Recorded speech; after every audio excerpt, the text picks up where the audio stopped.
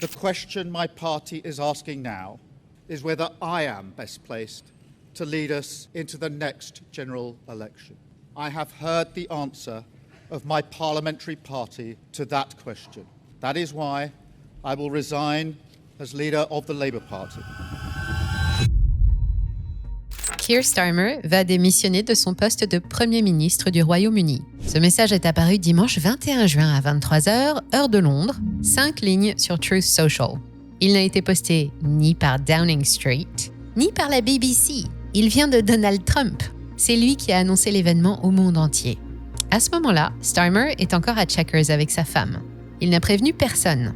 Le lendemain matin, il monte à la tribune. La voix nouée, c'est terminé. L'événement en dit long sur l'état du Royaume-Uni. 7 premiers ministres en 10 ans, 0 croissance. La livre est passée de 2$ à 1,32$ en moins de 20 ans et elle recule à chaque nouvelle crise avec, toujours en arrière-plan, ce jour d'octobre 2022, où la Banque d'Angleterre a dû intervenir dans l'urgence pour empêcher les fonds de pension britanniques de s'effondrer en 48 heures. Mais la démission de Starmer n'est pas le vrai problème du Royaume-Uni. Ce problème se résume à un chiffre, un taux. Le 12 mai, le taux d'emprunt britannique a franchi les 5,1% sur 10 ans et 5,8% à 30 ans. On n'avait plus vu ça depuis 1998. Depuis, les taux ont un peu reflué, mais chaque convulsion politique les fait remonter. Chaque démission, chaque fronde interne au Labour, chaque signal de dérapage budgétaire envoie le même message aux créanciers du Royaume-Uni. Attention, c'est risqué. Or, il existe un seuil, un niveau de taux au-delà duquel le budget britannique devient mathématiquement insoutenable. Et le Royaume-Uni s'en rapproche à une vitesse que personne n'avait anticipée. Oui, le pays a un problème, mais il est plus grave que la démission de Starmer. On se demande maintenant jusqu'à quand les marchés vont continuer de le financer. Avant de répondre à cette question, un mot de notre partenaire. L'information que vous consommez influence directement vos décisions. Et en fonction de si vous lisez Le Figaro ou Libération, le même événement peut être présenté de manière totalement opposée. Non pas parce que les faits changent, mais parce que chaque journal a ses propres biais, sa propre ligne éditoriale, ses propres intérêts, son propre mécène milliardaire qui tire les ficelles en coulisses. Pour survivre dans un monde de manipulation médiatique, il faut garder un œil ouvert et objectif. Et c'est là que notre partenaire Ground News rentre en jeu. Ground News, c'est une plateforme qui agrège des articles de milliers de sources dans le monde et vous montre comment la même histoire est couverte par différents médias. Vous voyez en un coup d'œil le biais politique de chaque source, son niveau de fiabilité et qui en est le propriétaire, le tout basé sur les évaluations de 3 organismes indépendants. Prenez par exemple les menaces les plus récentes de Trump sur l'OTAN. Sur Ground News, vous pouvez comparer 2 titres côte à côte, un venant d'un média de gauche, un d'un média de droite, et voir comment le cadrage, le vocabulaire, voire les faits sélectionnés diffèrent. Et il y a aussi le Blind Spot Feed, les sujets massivement couverts d'un seul côté du spectre et que l'autre ignore complètement. C'est l'outil ultime pour rester objectif dans un monde de plus en plus polarisé. Cliquez sur le lien en description, groundnews/moneyradar, ou scannez le QR code à l'écran pour obtenir 40% de réduction sur l'abonnement Vantage, le même qu'on utilise chez MoneyRadar et qui nous aide à vous apporter une information objective et indépendante.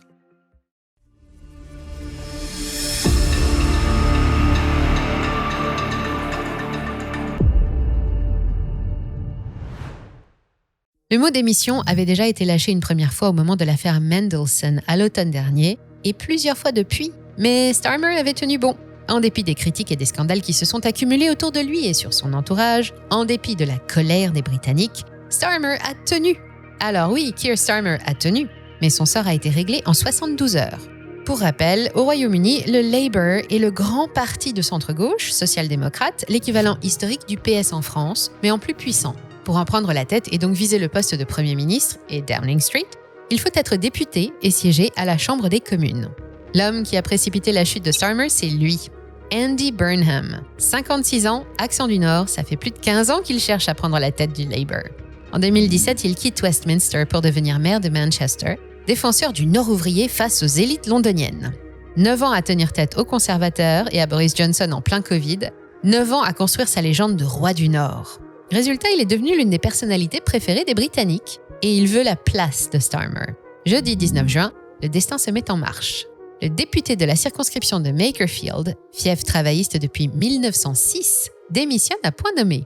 Élection partielle express, Burnham se présente 54,8% contre 34,5% pour Reform UK, un plébiscite dans une circonscription que Nigel Farage pensait gagner. Et à partir de là, tout accélère. Vendredi, Starmer jure qu'il se battra. Samedi, plus de 100 députés Labour réclament son départ. Sa propre ministre des Affaires étrangères, Yvette Cooper, lui demande de fixer une date. Dimanche soir, Trump vend la mèche. Lundi matin, Starmer confirme. En 4 jours, le Labour a changé de chef. Un événement de plus à inscrire sur la longue liste des déboires politiques du pays qu'on dit maintenant ingouvernable. Ingouvernable ? Le mot fait mouche, et pas seulement dans les sondages. Sur les marchés aussi. La confiance en finance, c'est le mot qu'on ne prononce presque jamais. Tant qu'elle est là, personne ne la remarque. Et le jour où elle s'arrête, tout coûte plus cher. Les taux montent, la valeur de la monnaie baisse et les capitaux fuient, et c'est exactement ce qui arrive au Royaume-Uni. Comment je vois ça ? À la dette publique, les obligations britanniques, les gilts, qui coûtent de plus en plus cher. Quand un État veut emprunter, il émet des obligations, sorte de reconnaissance de dette à 5, 10 ou 30 ans, mais ce n'est pas lui qui décide du taux, ce sont les marchés. Plus les investisseurs lui font confiance, plus le taux d'intérêt est bas. Exactement comme un particulier face à son banquier, le bon client paye 3%, le client douteux paye 5 ou 6. L'Allemagne aujourd'hui emprunte autour de 3% sur 10 ans, la France autour de 3,60. Le Royaume-Uni paye 5,15% depuis la mi-mai. L'écart avec Berlin n'a jamais été aussi large depuis 20 ans, et il se creuse à chaque secousse politique. Obtenir la confiance des investisseurs prend du temps et demande beaucoup d'efforts. Cette confiance, pendant longtemps, le Royaume-Uni en a été riche, mais ce capital s'est érodé et le désamour a accéléré à partir de 2016.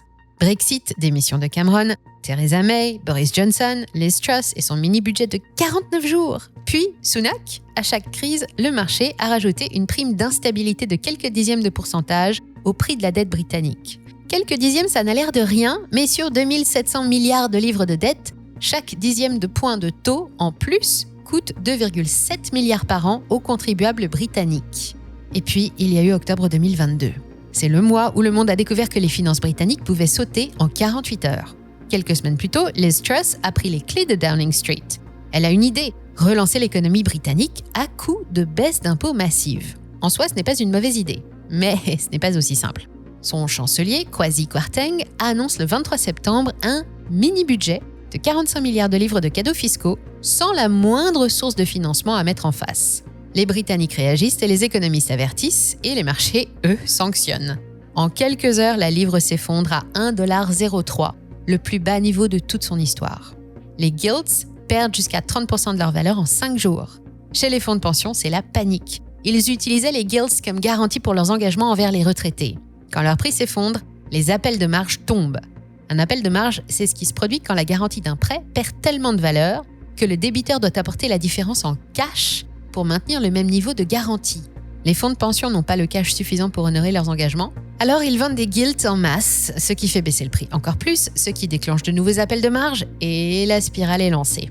Le 28 septembre, 24 heures avant ce qui s'annonce comme l'effondrement du système de retraite britannique, la Banque d'Angleterre intervient. Elle annonce un programme d'achat d'urgence de gilts jusqu'à 65 milliards de livres. Les marchés se calment, les fonds de pension sont sauvés, mais la crédibilité du pays, elle, est en miettes. Liz Truss démissionne le 20 octobre. 44 jours au pouvoir, c'est plus que le cornu, mais c'est le record de brièveté de l'histoire britannique. Depuis, la City a appris à vivre avec un défibrillateur à portée de main. Chaque chiffre, chaque tweet et chaque rumeur politique est analysé sous un seul angle. Est-ce que ça peut faire plonger les gilts ? Et maintenant que Starmer est parti, cette question circule dans toutes les salles des marchés. Il devait théoriquement effacer l'image d'un pays agité, apporter un peu de stabilité et faire baisser la prime. C'était d'ailleurs l'argument central de sa campagne en 2024 « Je rétablis la confiance ». Retour à la case départ pour le Royaume-Uni qui lui cherche un remplaçant. La nomination du nouveau leader interviendra à la rentrée de septembre, mais les marchés, eux, n'attendront pas septembre. Alors, que va-t-il se passer d'ici septembre ? 3 trajectoires sont possibles, mais elles n'ont pas le même poids. La première, c'est que Burnham, officiellement nommé, annonce un budget prudent et sans surprise. Pas de baisse d'impôts spectaculaire, pas de dépenses massives. Avec ça, les marchés devraient respirer. Les gilts devraient redescendre doucement vers 4,8 ou 4,5% sur 10 ans et la livre se stabiliser. Mais attention, ça ne durera pas. Au mieux, ça fera gagner du temps pour des réformes plus profondes. Ça, c'est le scénario rassurant et c'est aussi le moins probable. La deuxième possibilité, c'est la poursuite de la dérive. Burnham pourrait tenter de répondre à la pression de l'opposition en lâchant du lest sur les dépenses publiques. Plus d'aide, plus d'investissements, plus de promesses aux Nord-ouvriers qu'il a portées. Les marchés ne paniqueraient pas de crash immédiat, mais une nouvelle prime de risque viendrait s'ajouter à toutes les autres. L'inflation s'installerait durablement au-dessus des 3,5% par an. et les gilts au-delà de 5%, la livre continuerait de s'user lentement. Pas d'effondrement, mais pas de redressement, un peu comme la France qui suit le même chemin avec 18 mois de décalage. Et la trajectoire la plus probable est aussi la plus dangereuse parce qu'elle est plus lente et moins douloureuse. Enfin, le troisième scénario, le plus redouté, c'est la crise sèche. Une décision mal calibrée, un budget mal vendu, un événement extérieur qui fragilise la devise ou qui bouscule les plans, et le mécanisme d'octobre 2022 se réactive. Les gilts décrochent, la Banque d'Angleterre est appelée à nouveau au chevet du marché. Personne ne le souhaite, mais tous les opérateurs gardent cette possibilité dans un coin de leur tête. En témoigne la prime de risque déjà intégrée dans les prix. Tout à l'heure, je vous parlais d'un seuil au-delà duquel la dette deviendra insoutenable. Le Royaume-Uni a 2700 milliards de livres de dette. Cette dette ne se refinance pas d'un coup, elle arrive à maturité par tranche, année après année. Chaque tranche qui expire est remplacée par de la nouvelle dette. Ça s'appelle faire rouler la dette et cette nouvelle dette est émise au taux du jour. Quand la dette a été émise à 2% et qu'elle se refinance à 5%, la facture d'intérêt explose mécaniquement, même si le pays n'emprunte pas un centime de plus. En 2025, le Royaume-Uni a payé plus de 100 milliards de livres d'intérêt. C'est déjà plus que le budget de la défense, plus que celui de l'éducation, et ce chiffre monte chaque trimestre. Si les taux restent durablement au-dessus de 5%, les projections de l'OBR, l'Office budgétaire indépendant, montrent que les intérêts de la dette absorberont 10% des recettes fiscales d'ici 2028. Au-dessus de 6%, c'est la marge budgétaire de Burnham qui disparaît intégralement. Chaque livre de recettes supplémentaires part en intérêt. Il n'y a plus rien pour investir, plus rien pour le NHS, plus rien pour les promesses faites au Nord. Heureusement, on n'y est pas encore. Et vous dans tout ça? Vous n'avez jamais acheté un gilt de votre vie et pourtant vous êtes probablement exposé au Royaume-Uni sans le savoir. Le premier réflexe, c'est de vérifier votre assurance vie. Les fonds euros des assureurs français contiennent des obligations souveraines de toute l'Europe et les gilts en font parfois partie. Et à 5-15%, ils payent grassement. Mais si les taux montent encore, la valeur de ce que les assureurs détiennent déjà, elle, baisse. Le rendement de demain est bon, c'est le risque sur le stock existant qui pose problème. Côté action, si vous détenez un ETF Monde ou Europe, vous avez du Royaume-Uni dedans, entre 3 et 6%. Mais le FTSE 100, l'indice phare, c'est Shell, HSBC, AstraZeneca, des multinationales qui facturent en dollars. Elles sont moins britanniques qu'elles n'en ont l'air. Le vrai baromètre de la santé du pays, c'est le FTSE 250, l'indice des moyennes capitalisations. C'est lui qui décroche en premier quand ça tremble à Westminster et c'est lui qu'il faut surveiller.